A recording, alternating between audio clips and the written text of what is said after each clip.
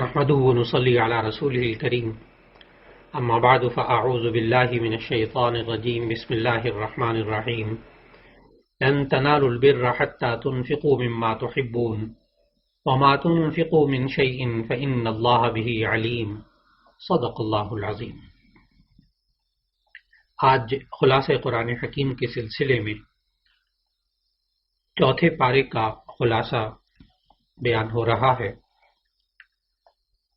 چوتھے پارے کے آغاز میں اللہ رب العزت نے ہمیں انفاق فی سبیل اللہ یعنی اللہ کی راہ میں خرچ کرنے کا ایک ادب اور سکھایا اور فرمایا کہ تم ہرگز نیکی کا کمال حاصل نہیں کر سکتے یہاں تک کہ اللہ تعالیٰ کی راہ میں اپنی پسندیدہ چیز کو خرچ کرو۔ معلوم ہوا کہ انسان اگر نیکی کمانا چاہتا ہے تو اپنی پسند کی ہوئی چیز کو اللہ کی راہ میں خرچ کرنا چاہیے۔ پھر اس کے بعد چوتھے پارے کے آغاز میں اللہ تعالیٰ نے ہمیں یہ بتایا کہ جب تحویل قبلہ کا حکم نازل ہو چکا اور خانہ کعبہ کی طرف منہ کر دیا گیا اور نبی صلی اللہ علیہ وسلم کو یہ حکم دیا گیا کہ آپ بیت المقدس کے بجائے خانہ کعبہ کی طرف اپنا منہ پھیر لیں، تو اس پر اہل کتاب نے بہت وہ باتیں بنائی اور بہت شور کیا، اور پھر اس کے بعد وہ کہنے لگے کہ اللہ تعالیٰ نے بیت المقدس سے کیوں آپ کا قبلہ ہٹایا، اور اس پر وہ مختلف الزامات وہ لگانے لگے، اور یہاں تک کہا ان اہل کتاب نے کہ بیت المقدس وہ خانہ کعبہ سے افضل ہے اور اسے زمین پر اللہ تعالیٰ کا پہلا گھر ہونے کا شرف حاصل ہے۔ یہ اہل کتاب اس وقت کہتے تھے کہ بیت المقدس خانہ کعبہ سے افضل ہے کیونکہ اللہ تعالیٰ کا پہلا گھر وہ وہی بنا تھا۔ اس پر اللہ تعالیٰ نے چوتھے پارے کے آغاز میں ان کی بات کی تردید کرتے ہوئے فرمایا کہ نہیں، روئے زمین پر ان اول بیت وضع للناس للذی ببکۃ مبارکا وہدی للعالمین، روئے زمین پر جو سب سے پہلا گھر بکہ میں بنا تھا، بکہ یہ مکہ کا پرانا نام ہے جو قرآن مجید میں آیا اس آیت میں، یہ اللہ تعالیٰ نے واضح کر دیا کہ اس روئے زمین پر کعبہ سب سے پہلی عبادت ہے۔ پھر اللہ تعالیٰ نے بتایا کہ یہ خانہ کعبہ اور اس کی مسجد حرام، اس میں ایسی نشانیاں پائی جاتی ہیں جو بڑی فضیلت والی ہیں۔ اس میں مقام ابراہیم ہے، اس میں زمزم ہے، اس میں حتیم ہے، اور پھر اللہ تعالیٰ نے ہمیں سمجھایا ان آیات میں کہ حرم کا ایک یہ بھی مقام ہے کہ جو شخص حرم میں داخل ہو جائے اسے امن حاصل ہو جاتا ہے۔ پھر اس کے بعد اللہ تعالیٰ نے ہمیں سمجھایا کہ تاریخ بھی گواہ ہے، اور صحیحین میں حضرت ابو ذر غفاری رضی اللہ تعالیٰ عنہ سے روایت بھی موجود ہے کہ نبی صلی اللہ علیہ وسلم نے خود پوچھا گیا، یا رسول اللہ صلی اللہ علیہ وسلم زمین پر سب سے پہلی مسجد کون سی تعمیر کی گئی؟ تو آپ صلی اللہ علیہ وسلم نے فرمایا مسجد حرام۔ اور اللہ تعالیٰ نے ہمیں سمجھایا کہ سب سے پہلی عبادت گاہ جو روئے زمین پر بنائی گئی وہ بھی خانہ کعبہ تھی، اس لیے خانہ کعبہ کی طرف منہ کرنے کا حکم دیا گیا مسلمانوں کو۔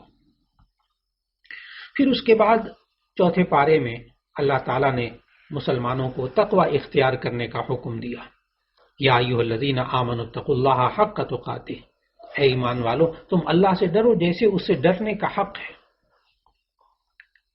اور پھر یہ بھی حکم دیا کہ اللہ کی رسی کو مضبوطی سے تھامے رکھیں اور فرقوں میں تقسیم نہ ہو جائیں۔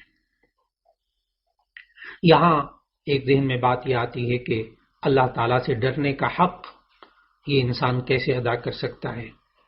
تو اس کے لیے ذہن میں رکھنا چاہیے کہ حضرت عبداللہ بن مسعود رضی اللہ تعالیٰ عنہ فرماتے ہیں، جو مفسر قرآن ہیں، کہ اللہ تعالیٰ کی اطاعت کی جائے، اس کی نافرمانی نہ کی جائے، اسے یاد رکھا جائے، اسے بھلایا نہ جائے، اللہ کا شکر ادا کیا جائے، اللہ کی ناشکری نہ کی جائے۔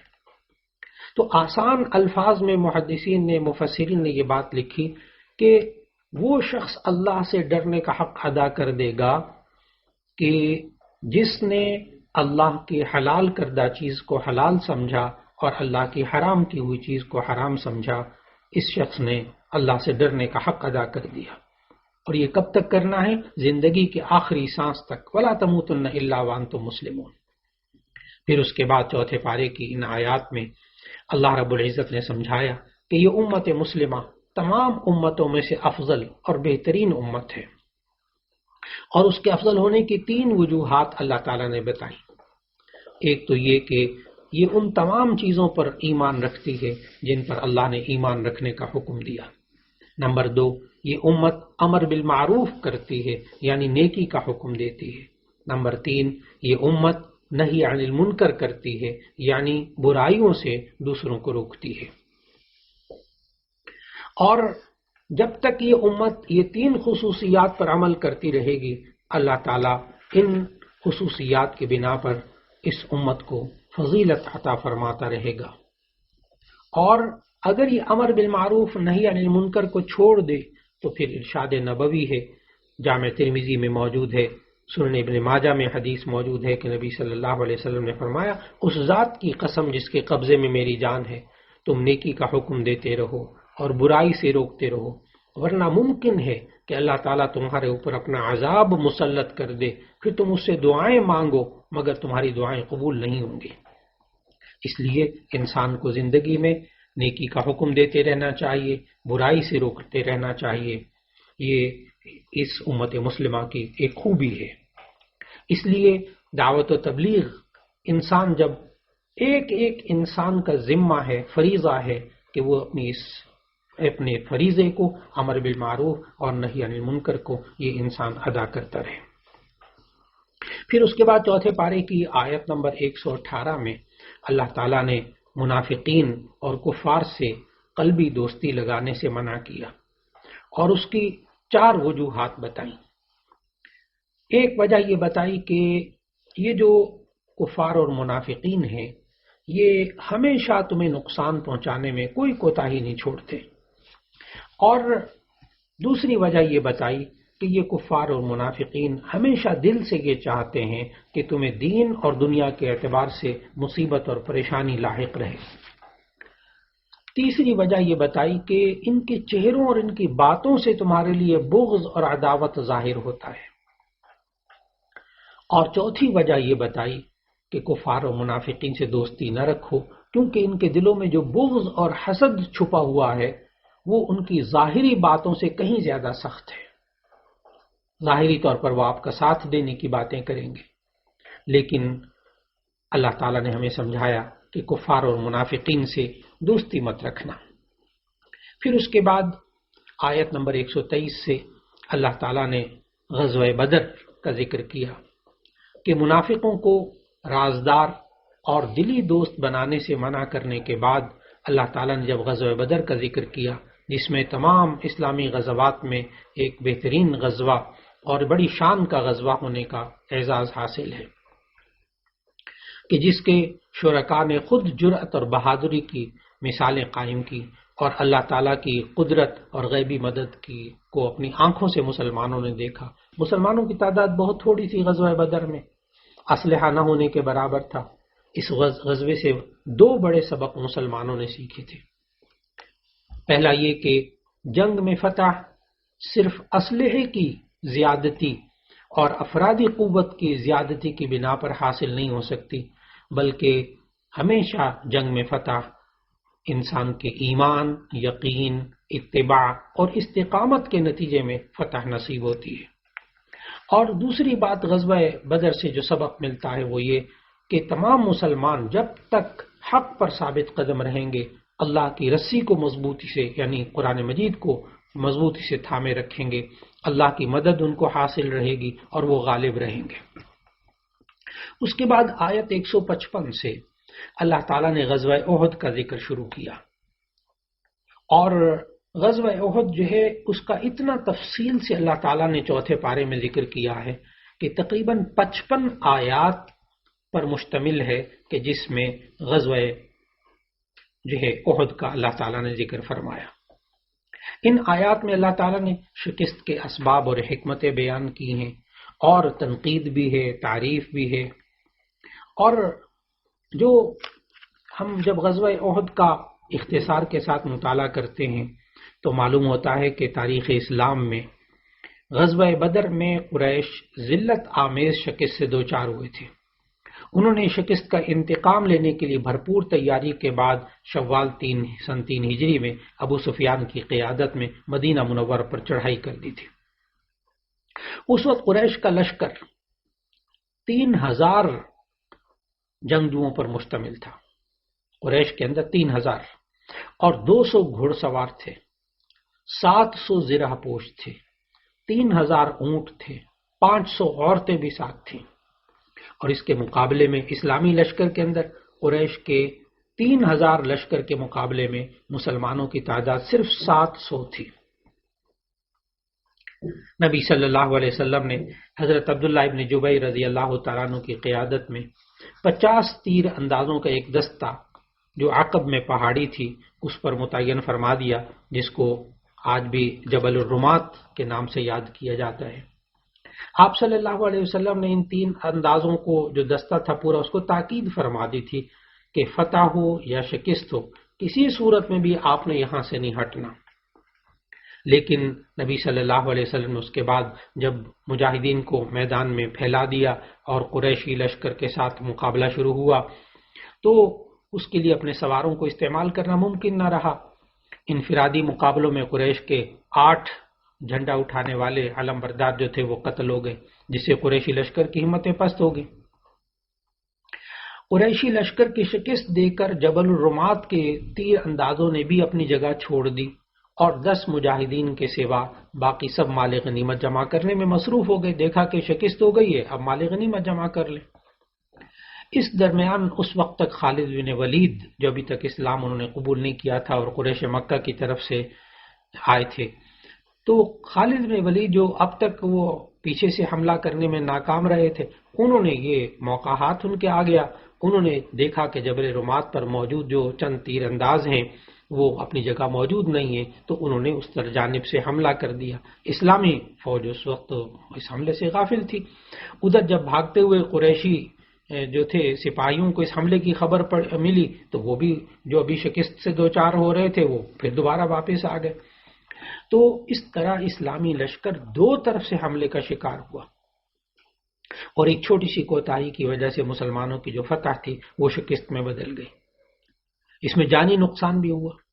مشرکین کی تو صرف 22 مشرک قتل ہوئے تھے، لیکن دوسری طرف 70 صحابہ شہید ہوئے، جس میں حضرت سید الشہداء حضرت حمزہ رضی اللہ تعالیٰ عنہ بھی اس میں شامل تھے۔ پھر اس کے بعد ایسا ہوا کہ قریشی لشکر اس پوزیشن میں تھا کہ اگر اللہ تعالیٰ ان کے دلوں کو پھیر نہ دیتا تو وہ اسلامی لشکر کا مکمل خاتمہ کر سکتے تھے، لیکن منافقین نے اپنی فطرت کے مطابق وسوسہ اندازی شروع کر دی کہ اگر مسلمان حق پر ہیں تو انہیں ہرگز شکست نہ ہوتی۔ اس لیے 55 آیات میں غزوہ احد کا اللہ تعالیٰ نے ذکر کرنے کے بعد 25 آیتوں میں پھر منافقین کا ذکر کیا ہے۔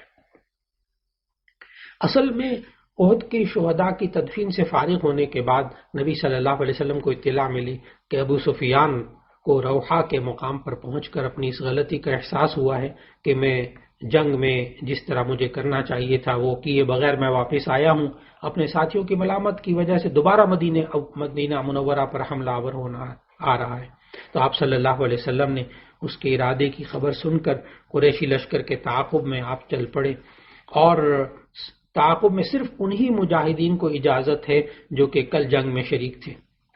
اب نبی صلی اللہ علیہ وسلم اس ابھی تازہ غزوے سے فارغ ہوئے، زخموں اور تھکاوٹ سے ڈھال تھے یہ سب، تو انہوں نے آپ صلی اللہ علیہ وسلم کی دعوت پر لبیک کہا اور پھر انتہائی تیزی کے ساتھ سفر کرتے ہوئے مدینہ سے 8 میل کے مقام تک پہنچے۔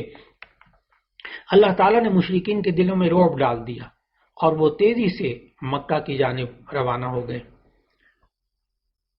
اس وجہ سے اس کو غزوہ حمراء الاسد کہتے ہیں، کیونکہ وہ جو مدینہ منورہ سے 8 میل دور جگہ تھی اس کا نام حمراء الاسد تھا۔ اس غزوے کا تذکرہ اللہ تعالیٰ نے آیت نمبر 172 میں کیا کہ جن لوگوں نے جنگ میں زخمی ہونے کے باوجود اللہ اور اس کے رسول صلی اللہ علیہ وسلم کے حکم پر لبیک کہا، ان میں سے جو نیک اور پرہیزگار ہیں ان کے لیے اجر عظیم ہے۔ سورہ آل عمران کے آخر میں اس 4 پارے میں ان اہل ایمان کا ذکر ہے جو ہر حال میں اللہ تعالیٰ کو یاد کرتے ہیں اور زمین و آسمان کے بارے میں غور و فکر کرتے ہیں اور اللہ سے دعائیں مانگتے ہیں۔ اور پھر سورت جہاں مکمل ہو رہی ہے اس میں اللہ تعالیٰ نے کامیابی کے، فلاح کے 4 اصول بتائے۔ ایک یہ بتایا کہ صبر یعنی دین پر جمے رہنا، مشکلات اور مصائب کی وجہ سے دل چھوٹا نہ کرنا، یہ کامیابی کا ایک بنیادی اصول ہے۔ دوسرا اصول اللہ تعالیٰ نے سورہ آل عمران کے آخر میں یہ بتایا کہ دشمن کے مقابلے میں دشمن سے زیادہ استقامت اور شجاعت و بہادری کا مظاہرہ کرنا چاہیے، یہ فلاح کا اصول ہے۔ اور تیسرا اصول اللہ تعالیٰ نے بتایا کہ دشمنان دین سے مقابلہ کرنے کے لیے ہر وقت اپنے آپ کو تیار رکھنا چاہیے۔ اور چوتھا اصول فلاح اور کامیابی کا اللہ تعالیٰ نے سورہ آل عمران کی آیت 200 میں بتایا کہ ہر حال میں اور ہر جگہ اللہ سے ڈرتے رہنا چاہیے۔ انہی مضامین کے ساتھ سورہ آل عمران کا اختتام ہوا چوتھے پارے میں، اور پھر آخری پاؤ میں اللہ تعالیٰ نے سورۃ النساء کا ذکر فرمایا۔ سورۃ النساء کا جب ہم مطالعہ کرتے ہیں تو جیسا کہ عرض کیا کہ ہر سورت کے شروع میں اللہ تعالیٰ نے ہر سورت کے شروع میں ہمیں آج بھی اپنے قرآن حکیم کے اندر جو ایک سطر ملتی ہے اس میں چند چیزیں واضح طور پر ملتی ہیں۔ ایک تو سورت کا نام ملتا ہے سورۃ النساء، اور اس کا جو قرآن مجید میں ترتیبی نمبر ہے وہ 4 ہے، اور جسے توقیفی نمبر کہتے ہیں۔ اور جو نازل ہونے کے اعتبار سے سورہ نساء یہ 92 نمبر ہے۔ اب آپ ذہن میں آگے آپ کے کہ کل 114 صورتیں قرآن مجید میں، تو اس کا نمبر 92 ہے، تو اس کا معنی یہ بہت آخر میں آنے والی صورتوں میں سے ہے۔ اور یہ مدنی صورت ہے، یعنی ہجرت کے بعد نازل ہوئی ہے۔ اس سورہ نساء کے اندر آیات کل 176 ہیں اور 24 رکوع ہیں۔ بخاری شریف کی روایات میں سورہ نساء کو سورہ نساء کبریٰ بھی کہتے ہیں، یعنی بڑی سورۃ النساء، اور سورۃ النساء کو قصرہ یعنی چھوٹی سورہ نساء، وہ سورہ طلاق کو کہا جاتا ہے۔ اصل میں نساء جو ہے وہ عورتوں کو کہتے ہیں۔ لفظ نساء یہ جمع ہے امرأتن کی۔ یہ ذرا عربی زبان میں ایک عجیب سی بات ہے کہ کئی الفاظ، چند الفاظ عربی میں ایسے ہیں کہ جو واحد کا لفظ اور ہوتا ہے، جمع میں کوئی اور لفظ ہوتا ہے۔ اس کو کہتے ہیں جمع من غیر لفظ ہی، یعنی نساء یہ جمع ہے امرأتن کی۔ امرأتن کا معنی عورت، نساء کا معنی عورتیں۔ یہ نام سورہ نساء کا اس سورہ نساء کی پہلی آیت میں موجود ہے۔ تو نساء عورتوں کو کہتے ہیں، چونکہ سورہ طلاق میں بھی اور سورہ نساء میں بھی عورتوں کا ذکر کیا، عورتوں کے احکامات بتائے گئے، عورتوں سے متعلق مسائل بیان کیے گئے، اس لیے اس سورت کا نام سورۃ النساء رکھا۔ اور سورہ نساء کبریٰ اس لیے اس کو کہتے ہیں سورہ نساء کو کہ اس میں زیادہ احکام تفصیل سے بیان ہوئے، اور چھوٹی سورہ نساء یعنی سورہ نساء قصرہ یہ کہا جاتا ہے سورہ طلاق کو، کہ اس میں بھی اللہ تعالیٰ نے عورتوں سے متعلق احکامات بیان کیے۔ اللہ تعالیٰ نے اس سورہ نساء کے اندر یتیموں کے حقوق بھی بیان کیے۔ یتیموں کے بنیادی طور پر اللہ تعالیٰ نے 3 حق بیان کیے۔ ایک یہ کہ یتیموں کے جو مال ہوں وہ ان کے حوالے کر دیے جائیں، اور دوسرا یہ حکم دیا کہ ان کے مال کو کھا لینا اور ان کے مالوں کو ہضم کر لینا، غصب کر لینا، اس سے بچنے کی کوشش ہو۔ اور اسی طرح یتیموں کے مال میں جو اچھا مال ہے اس کو ردی مال سے بدلنے کی کوشش نہ کی جائے۔ یہ حکم یتیم بچوں کے بارے میں ہے اور یتیم بچیوں کے بارے میں بھی ہے۔ پھر اللہ تعالیٰ نے اس سورہ نساء میں نکاح کے بارے میں ذکر کیا کہ 4 عورتوں سے نکاح کرنے کی اجازت ہے، مگر شرط اللہ تعالیٰ نے یہ بیان کی کہ شوہر ان کے حقوق ادا کرنے کی سکت رکھتا ہو، ان کے درمیان عدل و انصاف بھی ملحوظ رکھتا ہو۔ لیکن فَإِنْ خِفْتُمْ أَلَّا تَعْدِلُوا فَوَاحِدَةً، اگر تمہیں ڈر ہو، یعنی شوہر کو ڈر ہے کہ وہ حقوق ادا نہیں کر سکے گا، انصاف نہیں کر سکے گا، تو ایسی صورت میں اسے ایک ہی بیوی پر اکتفا کرنا چاہیے۔ دراصل اللہ تعالیٰ نے یہاں جو 4 بیویوں کی اجازت دی تو اسلام سے پہلے بھی کئی بیویاں رکھنے کی اجازت تھی، لیکن اس وقت نہ تعداد متعین تھی، نہ بیویوں کے درمیان عدل و مساوات کی شرط تھی، ایک ایک شخص 10 عورتوں سے بھی اس سے بھی زیادہ سے نکاح کر لیتا تھا، لیکن اللہ تعالیٰ نے عورتوں کے حقوق ادا کرنے کے ساتھ ساتھ نکاح میں 4 بیویاں تک رکھنے کی اجازت دی، لیکن ساتھ ہی یہ سمجھا دیا کہ اس انسان کو چاہیے کہ اگر یہ نہ انصاف کر سکتا ہو تو ایسی صورت میں ایک ہی بیوی پر اکتفا کرنا چاہیے۔ پھر اس کے بعد میراث کے احکام اللہ تعالیٰ نے بتائے سورہ نساء کی اس دوسرے رکوع کے اندر، اور آیت نمبر 11، 12، 13 اور 14 میں اللہ تعالیٰ نے میراث کے احکام بتائے۔ ان کو آیات میراث بھی کہتے ہیں۔ اسلام سے پہلے عورت کو میراث کے بارے میں کچھ بھی نہیں دیا جاتا تھا، بلکہ عورت خود میراث میں تقسیم ہوتی تھی۔ ایک شخص کا انتقال ہو جاتا تھا تو پھر اس کے جو ہے عزیز و اقربا میں یہ کہا جاتا تھا کہ یہ اونٹ فلاں کے ہیں، یہ بکریاں فلاں کی ہیں، یہ زمین باغات فلاں کے ہیں، اور یہ بیوہ جو ہے یہ فلاں کی ہے۔ تو عورت ذات کو میراث میں تقسیم کر دیا جاتا تھا، لیکن اسلام نے عورت کو زندہ رہنے کا حق دیا، اور پھر اس کے ساتھ ساتھ عورت کے حقوق کو متعین کیا۔ چنانچہ یہ آیات میراث کے اندر اللہ تعالیٰ نے 12 ذوی الفروض بیان کیے، یعنی 12 انسان ایسے بتائے جن کا حق اللہ نے مقرر کیا ہے۔ ذوی الفروض کہتے ہیں کہ وہ انسان کہ جن کا حق اللہ تعالیٰ نے خود ان آیات میں مقرر کیا ہے، اور یہ ذوی الفروض کل 12 ہیں۔ اور آپ ان آیت نمبر 11، 12، 13، 14 کا مطالعہ کیجئے، ترجمہ پڑھیے تو آپ کو اندازہ ہوگا کہ 12 ذوی الفروض میں سے 4 مرد ہیں اور 8 عورتیں ہیں۔ 4 مردوں کا اللہ نے حصہ بیان کیا اور 8 قسم کی عورتوں کا اللہ نے حصہ بیان کیا ذوی الفروض کے طور پر۔ تو اللہ تعالیٰ نے عورتوں کو اتنا حق عطا فرمایا، اس لیے اب مسلمانوں کو انہی آیات پر عمل کرنا ضروری ہے۔ اور جیسا کہ پہلے بھی ایک درس میں عرض کیا تھا کہ سورہ بقرہ کے اندر ایک آیت جس میں کہ اللہ تعالیٰ نے پہلے یہ فرض تھا کہ انسان زندگی میں اپنے ورثاء کا حصہ مقرر کر کے موت سے پہلے اپنے ورثاء کا حصہ مقرر کر دے، وصیت کرنا فرض تھا، لیکن یہ آیات میراث کی وجہ سے وہ حکم پھر منسوخ ہو گیا۔ اب وصیت صرف 1/3 کے اندر انسان کر سکتا ہے اپنے مال کی، وہ بھی ورثاء کے لیے جن کا اللہ تعالیٰ نے حصہ مقرر کیا ہے، جو اس کے میراث کے حقدار ہوتے ہیں، ان کے لیے وصیت نہیں کر سکتا، اس کے علاوہ کے لیے وصیت کر سکتا ہے، اور وہ بھی 1/3 کے اندر وہ وصیت کر سکتا ہے۔ اس طرح اللہ تعالیٰ نے ظلم کا بھی خاتمہ کیا اور بچوں اور خواتین کو بھی وراثت کا حقدار قرار دے دیا، اور عورت کو خاص طور پر اللہ تعالیٰ نے اس کے اندر بہت اہمیت دی۔ سورہ نساء کے ان آیات میں اللہ تعالیٰ نے 4 پارے کے بالکل آخر میں محرمات کا ذکر کیا۔ محرمات وہ عورتیں جن سے انسان کبھی بھی نکاح نہیں کر سکتا، وہ جو محرمات ابدیہ ہیں، یعنی کبھی بھی انسان اس سے نکاح نہیں کر سکتا، یہ اللہ تعالیٰ نے 4 پارے کے آخری رکوع میں بتایا۔ اس رکوع کا مطالعہ، یعنی 4 پارے کا آخری رکوع کا مطالعہ بہت اہمیت کا حامل ہے۔ اس سے آپ زندگی کے اندر 3 باتوں کے بارے میں رہنمائی حاصل کر سکتے ہیں۔ محرمات ابدیہ کون کون سی ہیں، یعنی وہ عورتیں جن سے انسان کبھی شادی نہیں کر سکتا، تو آپ اس سلسلے میں 3 فائدے، اس سے 3 مسئلوں میں آپ فائدہ اٹھا سکتے ہیں۔ نمبر 1، کن خواتین سے پردہ کرنا چاہیے، کن خواتین سے پردہ نہیں کرنا چاہیے۔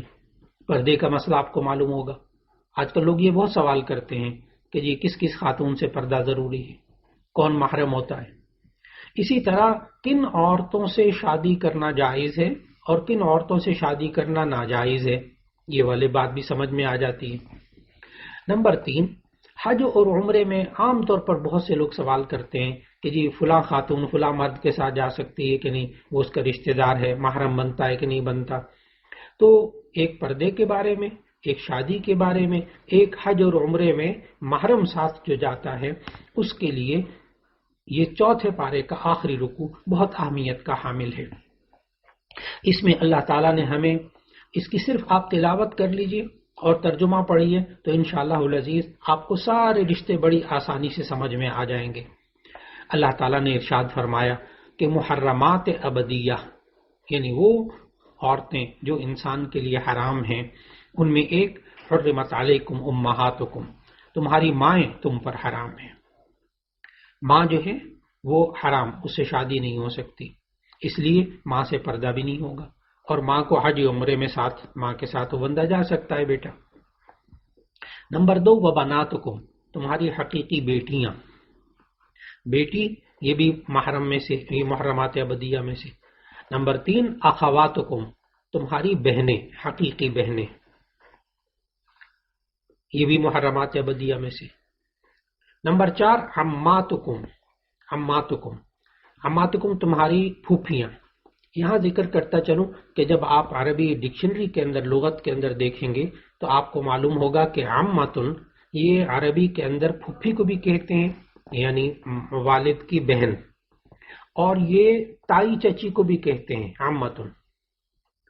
لیکن یہاں قرآن مجید کے اندر ترجمہ کرتے وقت اس بات کا خیال رکھنا ہے کہ یہاں عمتن سے مراد صرف پھوپھی ہے، والد کی بہن، اور جو تائی اور چچی ہیں یہ غیر محرم ہیں۔ پھر اس کے بعد نمبر 5 خالاتکم، تمہاری خالائیں۔ خالتن کا بھی جب آپ ڈکشنری میں ترجمہ دیکھیں گے نا تو خالتن کا معنی خالہ بھی ملے گا، یعنی والدہ کی بہن، اور خالہ کا معنی عربی میں لغت میں ممانی کے لیے بھی ملے گا، یعنی والدہ کے بھائی کی بیوی۔ لیکن ذہن میں رکھیے گا کہ یہاں اس آیت کے اندر خالہ سے مراد وہی ہے جس کو ہم خالہ کہتے ہیں، یعنی ماں کی بہن، اور جو ممانی ہے وہ غیر محرم ہوتی ہے۔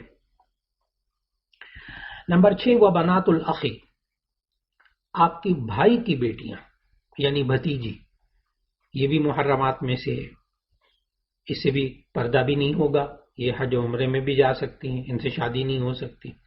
وبنات الاختی، حقیقی بہن کی بیٹی یعنی اپنی بھانجی، یہ بھی محرمات میں سے ہے۔ اور آگے اللہ تعالیٰ نے بتایا وہ امہاتکم اللاتی ارضعنکم، وہ تمہاری مائیں جنہوں نے تمہیں دودھ پلایا، یعنی رضاعی ماں، وہ بھی حرام ہے، اس سے بھی شادی نہیں ہو سکتی، اس سے بھی پردہ نہیں ہوگا، وہ بھی حج عمرے میں ساتھ جا سکتی۔ وَأَخَوَاتُكُم مِّنَ الرَّضَاعَةِ، اور تمہاری دودھ شریک بہنیں، دودھ شریک بہنیں وہ بھی تمہارے لیے محرم ہیں، محرمات میں سے ہے۔ پھر فرمایا وَأُمَّهَاتُ نِسَائِكُمْ، تمہاری بیویوں کی مائیں، تمہاری بیویوں کی مائیں، بیوی کی جو ماں ہے وہ بھی محرمات میں سے ہو جاتی، اس سے بھی کبھی انسان شادی نہیں کر سکتا، اس سے بھی پردہ نہیں ہے۔ امہات نسائکم، تمہاری بیویوں کی مائیں جنہیں ہم خوش دامن کہتے ہیں۔ پھر آگے فرمائے وربائبکم اللاتی فی حجورکم من نسائکم اللاتی دخلتم بہن، اگر کسی عورت سے شادی کی جائے، اس کا جو پہلا شوہر جو فوت ہو چکا ہے، اس نے طلاق دی، اس سے کوئی بیٹی ہو، وہ بیٹی جب آپ اس عورت سے شادی کریں گے بیوہ ہونے کے بعد، طلاق کے بعد، تو وہ بیٹی بھی اس کے ساتھ آ گئی۔ اب یہ بیٹی کہلاتی ہے ربیبہ، سابقہ شوہر کی بیٹی جو اس عورت سے ہوتی ہے تو یہ کہلاتی ہے ربیبہ، وہ بھی محرمات میں سے ہے۔ پھر آگے اللہ تعالیٰ نے بتایا وَحَلَائِلُ أَبْنَائِكُمُ الَّذِينَ مِنْ أَصْلَابِكُمْ، یعنی بہو، آپ کے بیٹے کی جو بیوی ہے وہ بھی آپ کے لیے اب محرمات میں سے ہو گئی۔ اسی طرح اللہ تعالیٰ نے سمجھایا وَأَن تَجْمَعُوا بَيْنَ الْأُخْتَيْنِ، دو بہنوں کو جمع بھی نہیں کر سکتے، یہ بھی ممنوع ہے۔ لیکن چونکہ بیوی کی بہن، اس آیت سے معلوم ہوا کہ جو بیوی کی بہن جسے سالی کہا جاتا ہے یہ بھی انسان کے لیے غیر محرم ہے، کیونکہ یہ محرمات ابدیہ میں سے نہیں ہے۔ بیوی کا انتقال ہو جائے یا طلاق دے دی جائے تو ایسی صورت میں اس کی بہن سے شادی ہو سکتی ہے۔ محرمات ابدیہ وہ کہلاتے ہیں کہ جن سے کبھی شادی نہیں ہو سکتی۔ تو جب بھی آپ کو ضرورت پیش آئے کہ کن خواتین سے پردہ ضروری ہے، کن سے نہیں، کن خاتون سے شادی ہو سکتی، رشتہ دار خاتون سے کس سے نہیں، یا حج اور عمرے میں کس کو ساتھ لے جا سکتے ہیں، کس کے ساتھ محرم ہے نہیں ہے، تو اس کے لیے آپ چوتھے پارے کا آخری رکوع کا مطالعہ کر لیجئے، انشاءاللہ العزیز آپ کو وہ تمام رشتے بڑی آسانی سے ذہن نشین ہو جائیں گے۔ یہ چوتھے پارے کا آج خلاصہ تھا۔ اللہ رب العزت ہمیں قرآن مجید سننے، سمجھنے، پڑھنے اور اس کے مطابق عمل کرنے کی توفیق عطا فرمائے۔ وآخر دعوانا ان الحمد للہ رب العالمین۔